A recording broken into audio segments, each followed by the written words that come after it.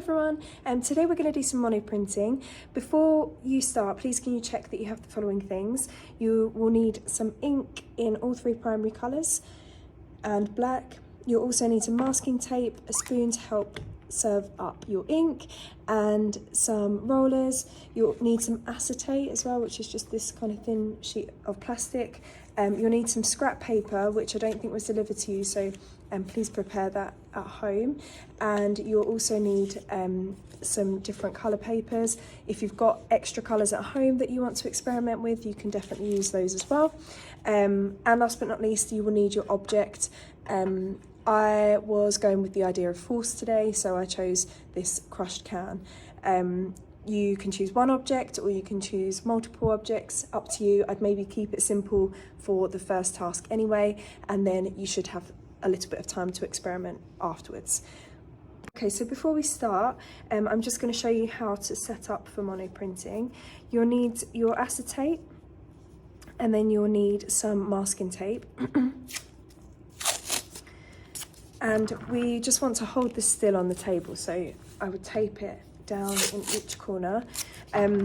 If you haven't already, please can you cover your table at home if you're working at home.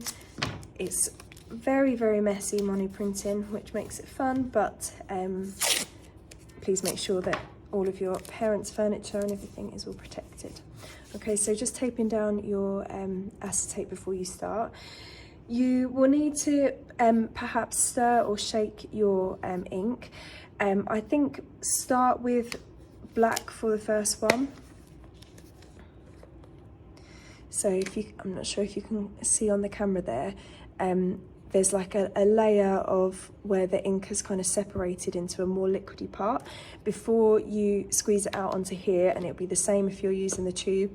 I would advise stirring or shaking that. Okay, once you've stirred it together and the two parts are no longer separated, take a small amount of ink, you don't need very much at all, and just put it, for mono printing we can actually put it into the centre of our acetate. And then you'll take your roller and we're going to spread it for as big as we want our print, okay? So if we were doing an A4 print, then we'd spread all the way to the edge of the acetate here. I'm gonna do an A5 print to start, so I'm gonna try and keep it in quite a small section. I might have actually added too much ink already.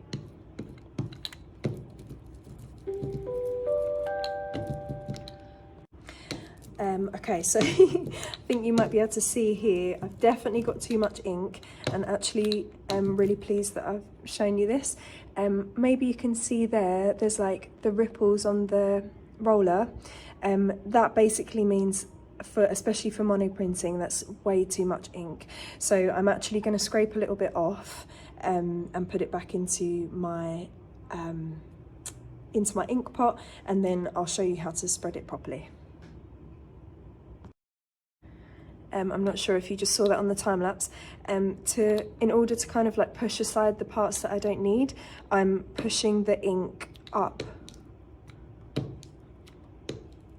without letting the roller roll, and that just collects all of the ink that I don't need at the top. I'm going to do the same along here so that I can just scrape that bit off. Hopefully that this patch that I have left will be more suitable to work with. Okay, I'm now going to re-roll. Hopefully I've got a more appropriate amount of ink. And you're listening for kind of like a sticky sound in the ink when it's ready. And we want it to be smooth across the acetate, so the same consistency all the way. I think I've still got a little bit too much.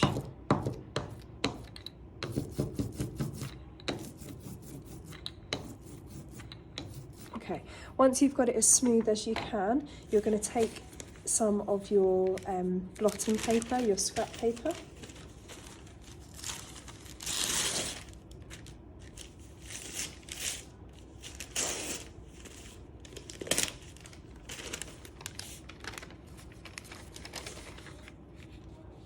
Place it over the top, and with your palms flat, you're going to just sweep across. trying to put equal pressure over the ink. Okay, this is called blotting, and it just gets rid of the excess. You'll probably have to do this a couple of times. Okay, so you probably will get quite a lot of ink off on the first try. I'm going to blot a second time, as quite a lot of came off after that first time that I tried there.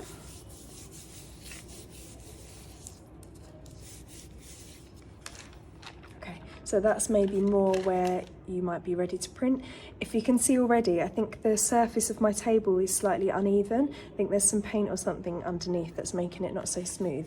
So my roller's not very smooth, so if you can see the kind of scratch marks, that's from where I've placed the roller. So you might see a little bit of kind of like difference where if it's not kind of completely smooth, or if you've kind of got blobs of ink that you didn't spread out very much, like you can see here. I've got a little blob there. Doing this kind of shows you how evenly spread the ink is as well. Okay, so I've just halved one of the pieces that Miss Ling sent out to start with. What you're going to do is just place that over the top of the ink, and from this point onwards, be really, really careful not to press your hand or anything down on top of that, as every time this piece of paper makes contact with the ink underneath, it will transfer, so it will become part of your print. I'm actually going to use a little bit of masking tape just to keep that still on both sides. Again, being careful not to press down on top of the ink. Okay, and then I'm just gonna, as a quick test, we're gonna do some observational drawing. So I'll leave some instructions on the slide about the kinds that you should be doing. This bit is more about just exploring what the material can do and what you can do with the technique of the process of monoprinting. So we'll do 3 quick monoprints of continuous line of our object just to start off with, and you can experiment with colour if you want to. If you wash your piece of acetate in between, then you'll need to make sure that it's fully dry before you put the next layer of ink over the top. And you need to work fairly quickly throughout the whole thing. So bearing in mind, something that you should consider when you're doing this is that everything is going to come out backwards. So any text, if you wanted to add any text into the drawing, then what you might consider is taking photos of your object and then flipping them round, printing them out then with the reversed image, and then you can kind of copy it that way. But yeah, lots of kind of experimenting to be done over the next few lessons with this. Okay, so if I just show you quickly before I start drawing, that wherever I press onto the ink with my pencil at this point, and we maybe have to press fairly hard, we'll print out on the opposite side. Okay, so that's what we're aiming for. We can vary the pressure that we're adding. Use the side of our pencil and do some blocks, okay, and they'll all kind of come out slightly differently depending on how hard we press. So we're going to start with continuous line. I'll just speed that up, and then we can look at how it's revealed together.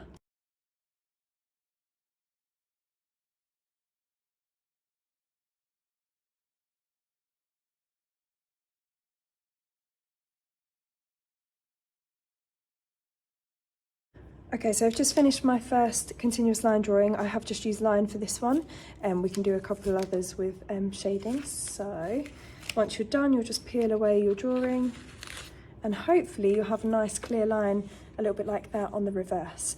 If the line isn't clear, then it could be that you didn't press hard enough when you were drawing, or it could be that the ink dried too quickly. Maybe we didn't work quick enough to get the paper down and start drawing, or alternatively it might be that there wasn't quite enough ink, or we blotted away too much. So the more you practice with this, the more you do, the more you'll find out the things that you can, the ways that you can get a clear print and the ways that you can get not such a clear print. To do a second print, you will need to ink up your acetate before you start again. And if you are switching colour at any point, then you'll need to wash this completely, make sure all of the ink is gone, and then you'll need to dry it as well. I'd recommend using some paper tissue or something to dry it with, so in case there's any leftover ink on that as well.